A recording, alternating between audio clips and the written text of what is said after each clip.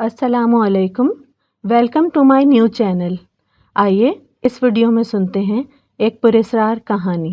एक ऐसे इंसान की कहानी जो ख़राब मौसम के बाइस एक आसेबी मकान में चला गया। वहाँ इसका सामना एक खौफनाक चुड़ैल से हुआ। वो उसका गोश्त खाना चाहती थी, लेकिन इस इंसान ने हिम्मत न हारी। किसी न किसी तरह इस आसेबी मकान से निकलने में कामयाब हो गया। यूँ इसकी ज़िंदगी बच गई। ये दिसंबर की एक ठठरती शाम थी। हर तरफ हू का आलम था। आसमान पर गहरे बादल छाए हुए थे और कभी कभी आसमानी बिजली चमक कर आसपास का इलाका पल भर के लिए रोशन कर देती थी। मौसम के आसार से लगता था जैसे अभी पल भर में मूसलाधार बारिश होने लगेगी। मैं किसी काम से शहर गया हुआ था और वापसी में मुझे घर लौटने में देर हो गई थी। आज मेरी बेटी मूना की सालगिरह थी। मैंने इसे तोहफा देने के लिए एक खूबसूरत सी गुड़िया खरीदी थी। मैं तेज़ी से मोटरसाइकिल भगाए जा रहा था। मैं जल्द अज जल्द घर पहुंचना चाहता था कि अचानक मोटरसाइकिल ने एक झटका खाया और एकदम से रुक गई। मैं जल्दी जल्दी इसका प्लग खोलकर साफ़ करने लगा और दोबारा इसे इसकी जगह पर लगाया और इसे दोबारा स्टार्ट करने लगा, लेकिन बावजूद कोशिश करने के मोटरसाइकिल इस तरह हो गई जैसे कभी चलाई भी ना हो। मैं अभी इसी कोशिश में मसरूफ़ था कि अचानक आसमान से बारिश बरसने लगी।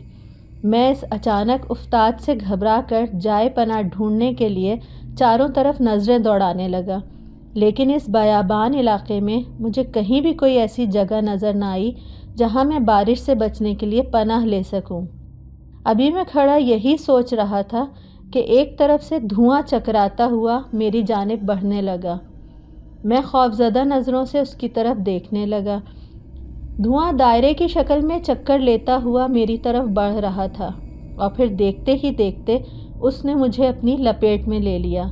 जैसे ही मैं उसकी लपेट में आया, मुझे यूँ महसूस हुआ जैसे मैं किसी घूमती हुई चक्की में बैठ गया हूँ और फिर आहिस्ता आहिस्ता धुएं ने मुझे एक तरफ धकेलना शुरू कर दिया।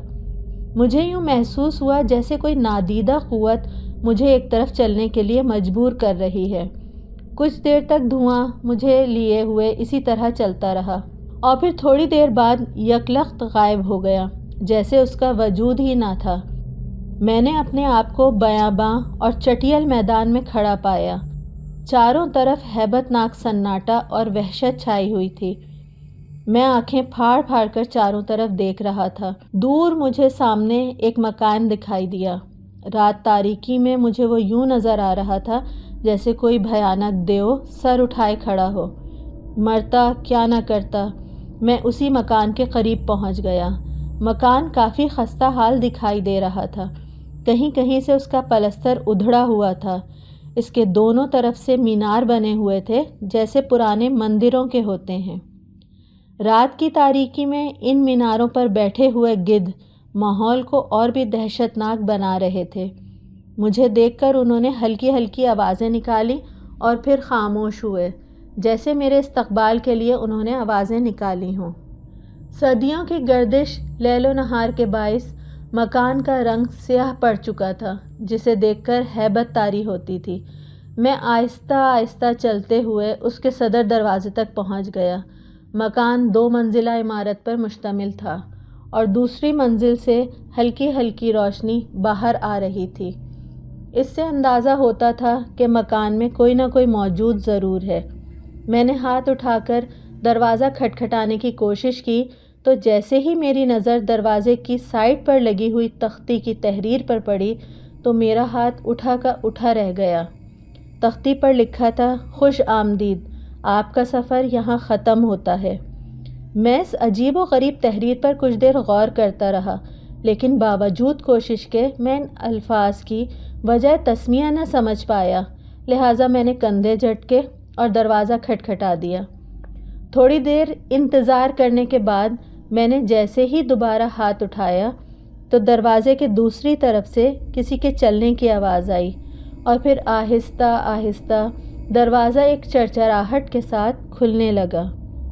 मैं धड़कते दिल के साथ दरवाज़े की तरफ देखने लगा और फिर दूसरी जानिब से एक औरत ने बाहर झांका। इस औरत के हाथ में पुरानी वज़ा का शमादान था جس میں ایک شمع روشن تھی۔ شمع کی مدھم روشنی میں اس عورت کا چہرہ بہت بھیانک اور ڈراؤنا دکھائی دے رہا تھا۔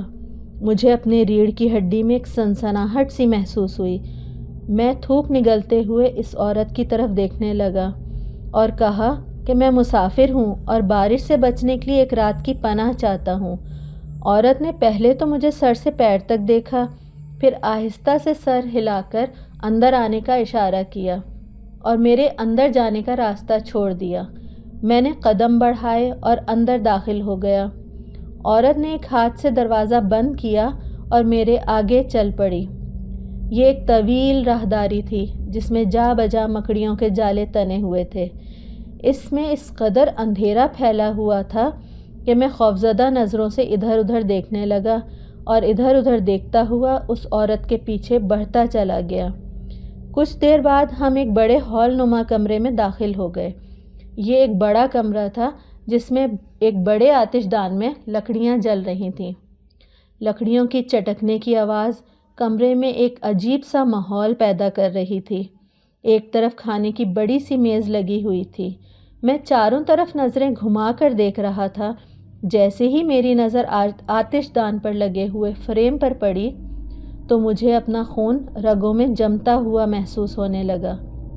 فریم میں ایک عورت کی تصویر بنی ہوئی تھی جس میں اس نے ایک ہاتھ میں کٹا ہوا سر اٹھایا ہوا تھا، جس کی شکل بالکل میرے جیسی تھی، اور دوسرے ہاتھ سے وکٹری کا نشان بنایا ہوا تھا۔ میں خوفزدہ نظروں سے اس تصویر کی طرف دیکھتا رہا۔ دوسری طرف عورت میز پر کھانا لگانے میں مصروف تھی۔ پھر اس نے مجھے اشارہ کیا اور کھانے کی میز کی طرف چل پڑی۔ کرسی پر بیٹھ کر جو اب میری نظر تصویر پر پڑی تو منظر بالکل بدلا ہوا تھا۔ میرے سر کی جگہ کسی اور کا سر تھا۔ میں نے اپنے آپ کو تسلی دی اور کہا کہ ڈر کی وجہ سے اس آدمی کے سر کی جگہ مجھے میرا سر نظر آیا۔ خیر اب کھانا سامنے لگ چکا تھا۔ گرم گرم کھانا دیکھ کر میری بھوک مزید بڑھ گئی۔ پیٹ بھر کر کھانا کھایا۔ گوشت کا ذائقہ بہت عجیب لگا۔ آج سے پہلے زندگی میں ایسا ذائقہ نہیں چکھا تھا، لیکن بھوک کی وجہ سے کھا گیا۔ پیٹ بھر کر کھانے کے بعد نیند سے میری آنکھیں بوجھل ہونے لگیں۔ مجھے اس وقت ایک بستر کی سخت ضرورت محسوس ہوئی۔ اس عورت نے میری بند ہوتی ہوئی آنکھیں دیکھ کر مجھے کرسی سے پکڑ کے اٹھایا اور لے کر کمرے سے نکل گئی اور لے جا کر ایک اور کمرے میں بچھے ہوئے بستر پر لٹا دیا۔ بستر پر گرتے ہی مجھے نیند نے آ لیا۔ ابھی مجھے لیٹے ہوئے کچھ ہی دیر ہوئی تھی کہ میں ہڑبڑا کر اٹھ بیٹھا۔ مجھے یوں محسوس ہوا جیسے کوئی کمرے کا دروازہ آہستہ آہستہ کھولنے کی کوشش کر رہا ہے۔ خوف سے میرے رونگٹے کھڑے ہو گئے۔ میں گھبرا کر اٹھ بیٹھا اور لپک کر دروازے کی جانب بڑھا۔ نزدیک جا کر میں نے اونچی آواز میں پوچھا، کون ہے؟ مگر باہر خاموشی چھا گئی۔ میں نے کچھ دیر انتظار کیا اور پھر اسے اپنا وہم سمجھ کر دوبارہ بستر پر آ کر بیٹھ گیا۔ کمرے میں اچانک گھٹن سی ہو گئی۔ شاید ایسا بارش تھم جانے کی وجہ سے ہوا ہو یا کوئی اور وجہ ہو۔ میں نے ذہن پہ زیادہ زور نہیں دیا، مگر اس وقت غسل کرنے کی خواہش شدت اختیار کر گئی۔ میں نے سوچا اگر گرم پانی سے غسل کر لیا جائے تو تھکن اتر جائے گی اور میں فریش ہو جاؤں گا۔ یہ سوچ کر میں نے کمرے میں غسل خانہ تلاش کرنا شروع کیا۔ جلد ہی مجھے کمرے کے کونے میں بند دروازہ دکھائی دیا جس کی باہر سے کنڈی لگی ہوئی تھی۔ میں نے کنڈی کھولی اور ہاتھ کے زور سے دروازہ ایک طرف دھکیل دیا۔ ایک بدبودار ہوا کا جھونکا میری ناک سے ٹکرایا۔ شاید اسے اس طرح بند ہوئے صدیاں گزر گئی تھیں۔ اس کے اندر نہانے کے لیے ایک بڑا سا ٹب رکھا ہوا تھا اور ایک ویسٹرن ٹائپ کا کموڈ بنا ہوا تھا۔ ٹب کے درمیان فرش سے تقریباً 3 فٹ اونچا نل لگا ہوا تھا۔ کمرے میں جلنے والی مدھم شمع کی روشنی غسل خانے تک پہنچنے کی ناکام کوشش کر رہی تھی۔ میں نے کپڑے اتار کر فرش پر رکھے اور آہستہ سے سیٹی کی دھن بجاتا ہوا ٹب میں گھس گیا اور پھر ہاتھ بڑھا کر نل کھول دیا۔ پانی کی ایک پتلی سی دھار ٹب میں گرنے لگی۔ میں نے ہاتھ میں پانی لے کر چہرے اور جسم پر ملنا شروع کر دیا۔ ابھی میں نے آدھے ہی جسم کو صاف کیا تھا کہ مجھے اپنے جسم پر اینٹھن سی محسوس ہونے لگی۔ میں نے پانی ہاتھ میں لے کر سونگھا تو اس میں ایک عجیب سی سڑان محسوس ہوئی۔ پہلے سوچا کافی عرصے بعد رکا ہوا پانی ہے، اس لیے بدبو دے رہا ہے، مگر جب میں نے شمع کی روشنی میں پانی کو دیکھا تو دہشت سے میری چیخ نکل گئی۔ مجھے اپنا سر گھومتا ہوا محسوس ہوا۔ اف خدایا، جسے میں پانی سمجھ رہا تھا وہ انسانی خون ہے۔ میرا آدھے سے زیادہ جسم خون میں نہایا ہوا تھا۔ نہ جانے کون بد نصیب اس چڑیل کا شکار بنا تھا۔ یقیناً وہی ہوگا جس کی تصویر میں نے دیکھی تھی، اور اب میری باری تھی۔ خوف سے مجھے ٹھنڈے ٹھنڈے پسینے آنے لگے۔ آدھی رات کے وقت انسانی آبادی سے دور اس ویران مکان میں انسانی خون سے غسل کرنے کا تصور ہی رونگٹے کھڑے کر دینے کے لیے کافی تھا۔ خوف سے میرے بدن پر لرزہ طاری ہو گیا۔ مجھے رہ رہ کر اس ڈائن کا خیال آ رہا تھا جو مجھے بھوکی نظروں سے دیکھ رہی تھی۔ میں نے بستر کی چادر سے جسم پر لگا ہوا خون صاف کیا اور کپڑے پہن کر یہاں سے باہر نکلنے کی تدبیر سوچنے لگا۔ ابھی میں یہی سوچ رہا تھا کہ دروازے کی جانب سے ایک بار پھر آہٹ ہوئی اور دروازے کا تالا آہستہ آہستہ گھومنے لگا۔ میں ایک دم آگے بڑھا اور چلا کر کہنے لگا، کون ہے؟ دفع ہو جاؤ یہاں سے۔ مگر دوسری طرف پھر خاموشی چھا گئی۔ میں نے کمرے میں رکھی ہوئی چیزوں کو اٹھا کر دروازے کے ساتھ لگانا شروع کر دیا۔ اس طرح میں نے کم از کم دروازے کی طرف سے خود کو محفوظ کر لیا۔ میرا سارا جسم پسینے سے شرابور ہو گیا تھا۔ میں اپنے چہرے سے پسینہ صاف کر رہا تھا اور ہانپتا ہوا دوبارہ بستر پر بیٹھ گیا۔ ابھی میں پوری طرح سستا بھی نہ پایا تھا کہ کمرے کی شمالی دیوار سے ٹھک ٹھک کی آوازیں سنائی دینے لگیں۔ یوں لگ رہا تھا جیسے کوئی وزنی چیز سے دیوار میں سوراخ کرنے کی کوشش کر رہا ہو۔ میں سانس روکے اس جانب دیکھتا رہا۔ میرے دیکھتے ہی دیکھتے دیوار سے ایک اینٹ نکل کر کمرے میں آ گری اور اس میں ایک چھوٹا سا سوراخ بن گیا۔ سوراخ میں وہی عورت جس نے مجھے پناہ دی تھی، اس کا چہرہ نظر آیا۔ اس کے پیچھے ایک اور سایہ نظر آیا، مگر وہ اندھیرا ہونے کی وجہ سے دکھائی نہ دے رہا تھا۔ میں نے اپنے بچاؤ کے لیے ادھر ادھر نظریں دوڑائیں، مگر بچاؤ کی کوئی صورت نظر نہیں آ رہی تھی۔ میں جلدی سے غسل خانے میں داخل ہو گیا تو مجھے ایک کونے میں روشن دان سا بنا نظر آیا۔ شاید وہ فالتو سامان وغیرہ رکھنے کے لیے بنایا گیا تھا۔ میں اچھل کر اس روشن دان کی کنگری کو پکڑ کر اوپر چڑھ گیا۔ روشن دان میں خلا سا بنا ہوا تھا جس کے دوسری طرف اندھیرا سا پھیلا ہوا تھا۔ ادھر ایک طرف کمرے سے اب ملی جلی آوازیں سنائی دے رہی تھیں، اور پھر ایسا محسوس ہوا جیسے کمرے میں کچھ تلاش کیا جا رہا ہو، اور پھر وہی عورت غسل خانے میں داخل ہو گئی۔ اس کی جیسے ہی مجھ پہ نظر پڑی، وہ کلہاڑی لہراتی ہوئی میری جانب بڑھنے لگی اور کہنے لگی، نیچے اترو، تمہیں اس جگہ رہنے کی قیمت چکانی ہوگی۔ اس کے خوفناک دانت دیکھ کر میرا تو خون خشک ہو رہا تھا۔ میں نے روشن دان کے باہر بنے ہوئے خلا میں دیکھنے کی کوشش کی، مگر باہر گھپ اندھیرا چھایا ہوا تھا۔ ادھر وہ چڑیل مجھے پکڑنے کے لیے اوپر چڑھ رہی تھی۔ پھر میں نے خدا کا نام لے کر دوسری جانب چھلانگ لگا دی۔ مجھے یوں محسوس ہوا جیسے میں ایک تاریک سے کنویں میں گرتا جا رہا ہوں، اور پھر ایک چھپاکے سے میں پانی میں جا گرا۔ میں نے چاروں طرف نظر دوڑائی تو اپنے آپ کو ایک گٹر لائن میں کھڑا پایا۔ یہ ایک 5 فٹ اونچی اور 4 فٹ چوڑی گٹر لائن تھی جس میں اس وقت گھٹنوں گھٹنوں تک پانی کھڑا تھا۔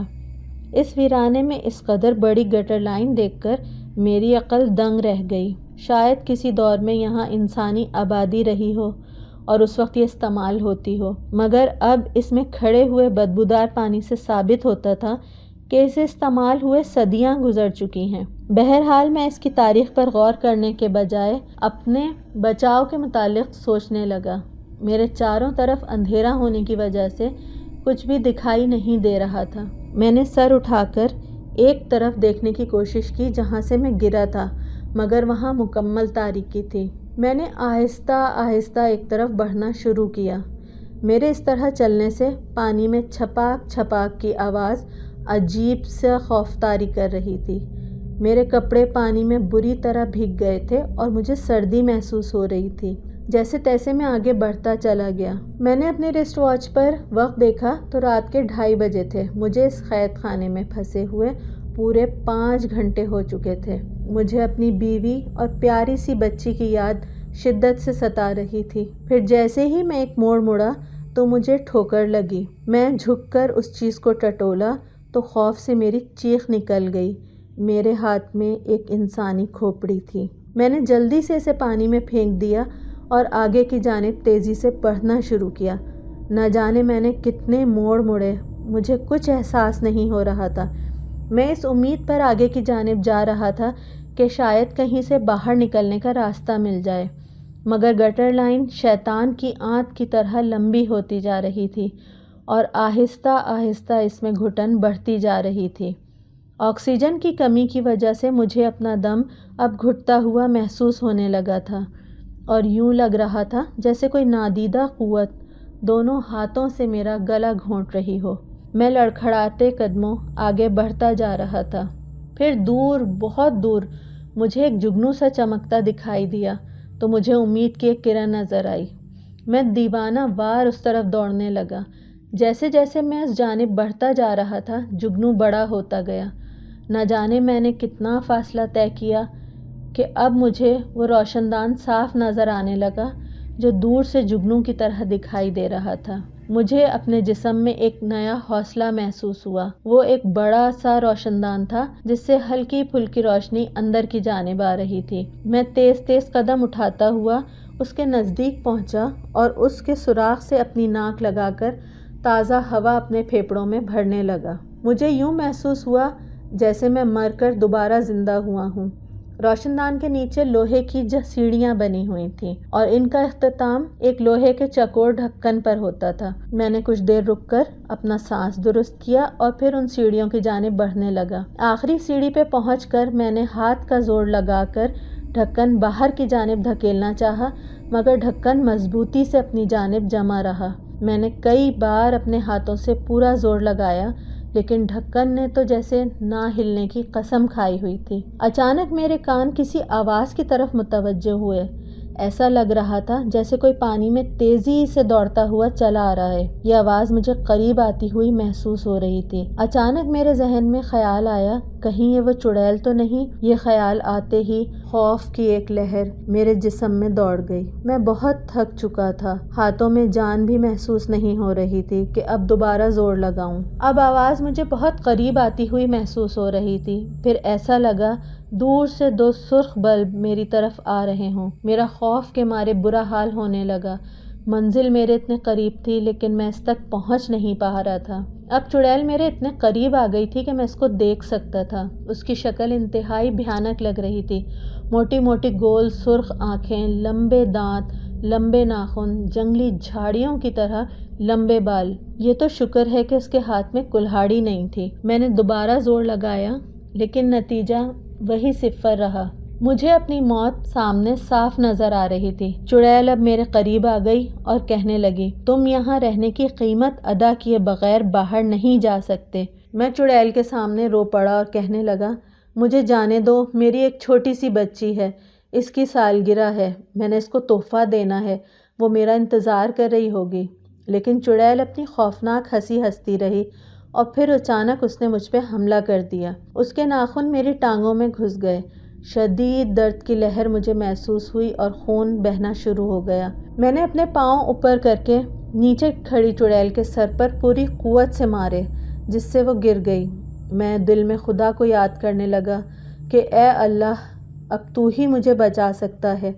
نہ جانے مجھ میں اتنی قوت کہاں سے آ گئی کہ میں مزید اوپر چڑھا اور پوری قوت سے کندھوں کی مدد سے ڈھکنے کو دھکیلنے لگا اور ڈھکنا ایک طرف جا پڑا۔ چڑیل اب دوبارہ میرے قریب آ گئی تھی۔ میں جلدی جلدی اوپر چڑھا اور ڈھکن سے سر باہر نکال کر اپنے جسم کو اوپر کی جانب اٹھانے لگا۔ مجھے اپنی ٹانگوں میں بہت ٹیسیں اٹھتی ہوئی محسوس ہو رہی تھیں۔ اس ظالم چڑیل نے اپنے دانت میری دائیں ٹانگ کے نچلے پٹھے میں گاڑ دیے۔ درد سے میری چیخ نکل گئی، مگر میں نے ہمت نہیں ہاری اور پوری قوت جمع کر کے زور سے چڑیل کو دوبارہ دھکا دے دیا، جس کی وجہ سے وہ نیچے جا گری۔ میں اپنے اندر بہت ہی کمزوری محسوس کر رہا تھا، لیکن پھر بھی جینے کی آخری امید پر پوری قوت جمع کر کے باہر نکل آیا اور ڈھکن اٹھا کر رکھ دیا۔ جیسے ہی میں نے ڈھکن رکھا تو ڈھکن غائب ہو گیا جیسے وہاں کوئی روشن دان ہی نہ ہو، اور آواز سنائی دی، قسمت والے ہو جو بچ گئے، ورنہ آج تک کوئی مجھ سے بچ کر نہیں جا سکا۔ میں فوراً سجدے میں گر گیا، خدا کا شکر ادا کیا اور پھر وہیں بے ہوش ہو گیا۔ جب مجھے ہوش آیا تو سورج میرے سر پہ پہنچ چکا تھا، مطلع بالکل صاف تھا۔ میں کھڑے ہو کر ادھر ادھر کا جائزہ لینے لگا، دیکھا تو میں کھیتوں میں کھڑا تھا۔ مجھے یہ علاقہ جانا پہچانا محسوس ہوا، جیسے میں کئی بار اس علاقے سے گزر چکا ہوں۔ اس خوفناک مکان کا دور دور تک نام و نشان نہ تھا۔ پھر میں نے خدا کا شکر ادا کیا جس نے مجھے آخری وقت میں قوت عطا کی، اور میں ڈھکن ہٹا کر باہر نکلنے میں کامیاب ہو گیا۔ میرے کپڑے گٹر کے پانی کی وجہ سے بہت گندے ہو رہے تھے، اور پینٹ تو بالکل ہی پھٹ چکی تھی اور ٹانگیں خون میں لت پت تھیں، لیکن مجھے اپنے زندہ سلامت بچ جانے کی بہت خوشی تھی۔ میری پیاری بیوی اور میری پیاری سی بچی میری منتظر تھیں۔